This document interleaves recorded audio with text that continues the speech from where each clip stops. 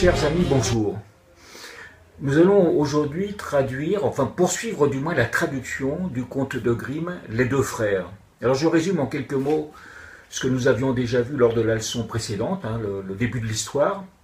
Il s'agissait de deux frères. Un de ces deux frères était riche, je l'avais situé à ma gauche, dans sa maison à gauche.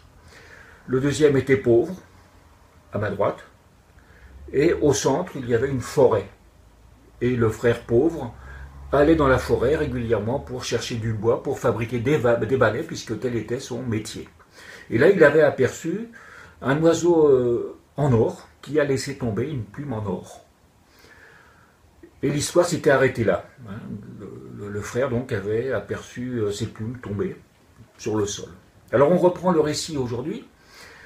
Le pauvre homme prit la plume et la porta à son frère qui l'examina et dit. On va essayer de rendre le récit assez théâtral, assez visuel. Je ne vais pas répéter le pauvre homme. On sait qu'il est là. Je suis le pauvre homme puisque j'ai pris sa place. Je suis parti de chez moi. Je suis là, j'ai vu la plume tomber. Et donc, je vais simplement faire le geste de prendre la plume. Le verbe prendre, c'est celui-ci normalement, prendre. Mais ce signe va prendre, c'est le cas de le dire, la forme de l'objet. Et une plume, même si elle est en or, se saisit délicatement. Voilà, donc je prends la plume. Et je vais la porter à mon frère. Mon frère, je sais qu'il est là, il habite là. D'ailleurs, je fais le demi-toit de sa maison. Et je me déplace pour aller chez mon frère. Et là, je vais forcément lui montrer la plume, lui présenter, et je vais lui tendre. Et là, je vais faire un transfert. Je vais me mettre à la place du frère. Je prends la plume, je l'examine, et je constate que c'est une plume en or pur. Or, les lettres OR, pur. Je la mets dans ma poche, bien sûr. Le récit poursuit, il lui donna en échange beaucoup d'argent. Et là, je ne vais pas signer qu'il lui donna en échange beaucoup d'argent. Parce que là, ce n'est pas très théâtral, c'est du français signé. On se situe à l'époque de Grimm, donc déjà l'argent était stocké dans des bourses, et non pas sur un compte en banque. Je vais donc signer de cette manière. Et ce signe, ça désigne une bourse. Même encore aujourd'hui, d'ailleurs, quand on veut parler d'une bourse pour un étudiant, c'est ce signe.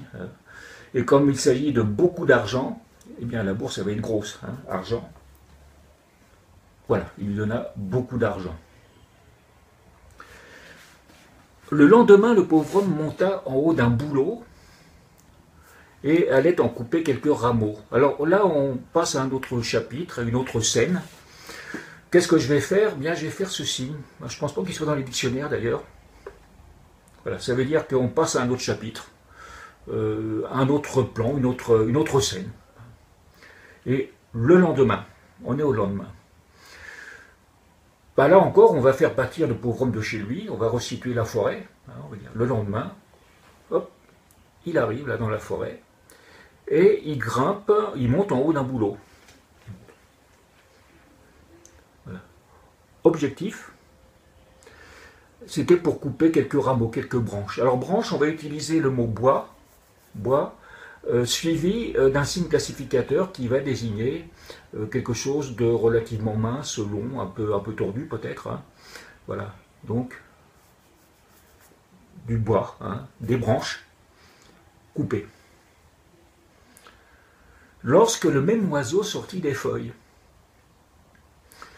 Alors l'oiseau, il est sorti des feuilles, c'est ce que dit le récit. Après, on imagine mal l'oiseau sortir des feuilles et puis il restait là. Vraisemblablement, il s'est envolé, il s'est enfui. Donc je vais simplement mentionner l'oiseau et hop, il part. Et il part en virevoltant. Voilà. L'oiseau est parti et le pauvre homme fouilla dans le feuillage. Donc je suis le pauvre homme, je suis dans les branches et là je fouille et je trouve un nid. un œuf, alors regardez bien ce signe, pardon, je recommence, un œuf en or. Il emporta cet œuf avec lui au logis.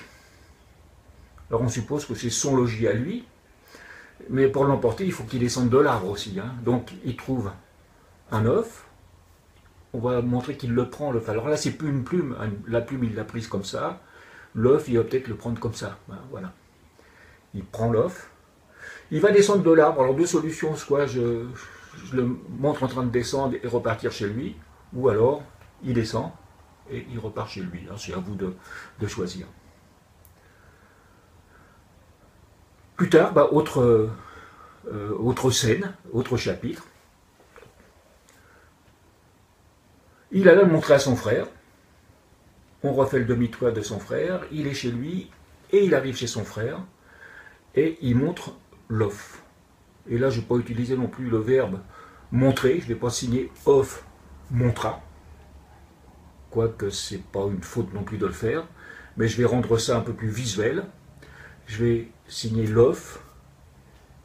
Il le prend avec la main en forme d'œuf et voilà, il l'invite à regarder, il lui montre. Je prends la place du frère et là, encore je prends l'œuf et là je constate, ça c'est de l'or pur. Et je mets l'œuf dans ma poche. Le récit poursuit en disant, il lui donna une bonne récompense. Bonne récompense, c'est pas faux, mais c'est pas très visuel. On suppose là encore que c'est de l'argent qu'il va donner. Donc je vais faire comme tout à l'heure. Argent, donne. Et puis le frère riche rajoute, ah, je voudrais bien avoir cet oiseau. Bon là c'est facile, hein. Oiseau, hein. Moi, je veux. Va-t-il l'obtenir? C'est ce que nous verrons lors de la prochaine vidéo. Mais en attendant, je vous livre le texte en français et ça vous laissera le loisir de faire votre propre interprétation qui sera comparée à la mienne lors de la prochaine vidéo. Eh bien, ceci dit, je vous souhaite une bonne fin de journée et puis à très très bientôt. Au revoir.